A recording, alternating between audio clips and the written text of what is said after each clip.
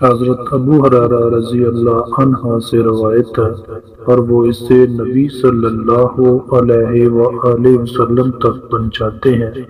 یعنی معروفہ بیان کرتے ہیں۔ جب جمعے کا دن ہوتا ہے تو مسجد کے ہر دروازے پر فرشتے مقرر ہوتے ہیں جو لوگوں کے نام ان کے جمعۃ المبارک کے لیے آنے کے لحاظ سے مراتب کے مطابق لکھتے ہیں، یعنی سب سے پہلے آنے والے، پھر اس کے بعد پہلے آنے والے کا نام لکھتے ہیں۔ پھر جب امام خطبہ دینے کے لیے نکلتا ہے تو وہ اپنے رجسٹر بند کر کے خطبہ جمعہ سنتے ہیں، لہذا سب سے پہلے نماز جمعہ کے لیے آنے والا کعبے کی طرف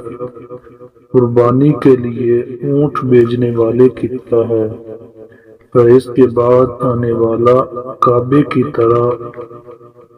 قربانی کے لیے گائے بھیجنے والے کی طرح ہے، پھر اس کے بعد آنے والا کعبے کی طرف قربانی کے لیے مینڈا بھیجنے والے کی طرح ہے، حتیٰ کہ آپ نے مرغی اور انڈے کا بھی ذکر فرمایا۔ سنن نسائی حدیث نمبر 1387۔ رسول اللہ صلی اللہ علیہ وسلم کے ایک صحابی حضرت اوس بن اوس رضی اللہ عنہ سے مروی ہے،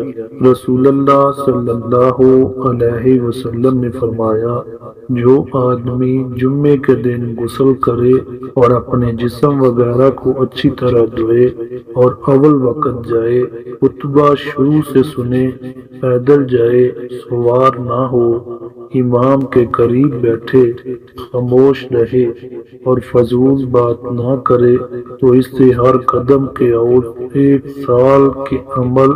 صیام و قیام کا ثواب ملے گا۔ سنن نسائی حدیث نمبر 1385۔